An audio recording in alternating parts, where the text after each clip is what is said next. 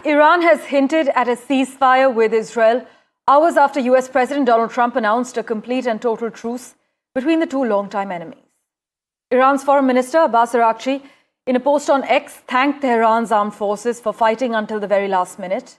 And this comes minutes after Mr. Araghchi actually said that they had no interest in continuing the conflict, provided Israel stops its illegal aggression.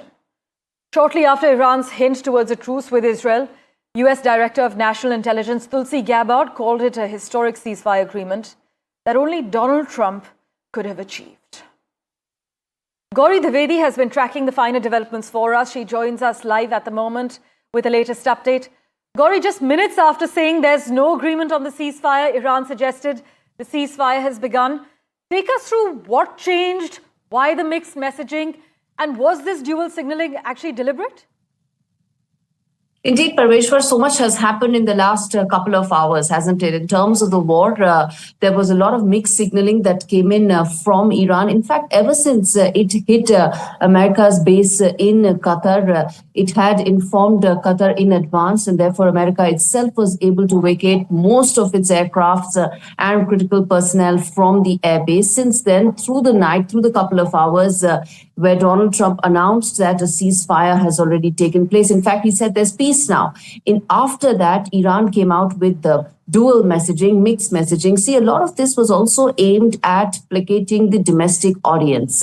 Ever since the war started on 13th of June, it seemed that Iran's response was also aimed at placating and keeping the domestic audience under check. And that's the reason why, A, the attack on the American base took place at Qatar, and B, the messaging first came that they're not going to take this lying down, and then came the ceasefire messaging as well. So one needs to keep it in mind that some of this, a large part of this was meant for the domestic audience. But as things stand right now, Parmeshwar, there is this uneasy calm that has prevailed over the Middle East right now, comes after days of the strikes and counter-strikes, both from Iran and Israel. And the uneasy calm, of course, has been prevailed by United States right now. But while war has stopped right now, one cannot ignore the tensions underlying that persist there, and remains to be seen whether dialogue and diplomacy will be the way forward. Remember,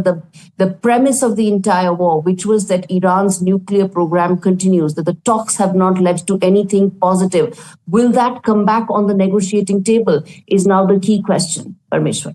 Indeed, but given the erratic nature of the announcements that have just come in from Iran, Gauri, is it likely that the ceasefire will hold? Is it being seen as just a tactical pause? Have we heard from Tel Aviv yet? Indeed. Now, that's something that is going to be very difficult to call out immediately. And the reason for that is there's uncertainty ever since this war started. And even now, while there is this, that's why I use the word uneasy calm, simply because there is an agreement of a total ceasefire. But remember, first it came from Donald Trump, and then there was mixed signaling that came from Iran. So it's difficult to say that whether the ceasefire will hold out completely or whether there will be some back and forth around it, because on ground, the situation could be tense, could be uneasy, and whether or not those talks begin again, whether or not it leads to anything positive in terms of, or substantial in terms of negotiations regarding Iranian nuclear program, will be the key to decide whether this ceasefire holds out going forward, or whether there could be some tensions on ground that could act as, possible sparks that could once again flare up the region. Well, cautious optimism seems to be the way to go for now, Gauri, something that James Bowden has also asserted on NDTV. But with the UAE, Saudi, and even Russia watching closely, even Xi Jinping keeping a close eye on these developments, how might these shifting signals actually affect broader Middle East stability?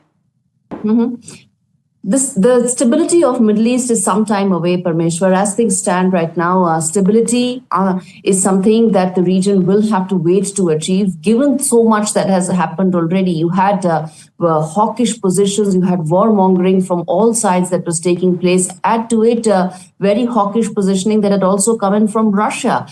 Just hours before the ceasefire announcement was made, you had the Iranian foreign minister meeting Vladimir Putin, and that also also tells you that this is a region that is extremely complicated. There are many stakeholders.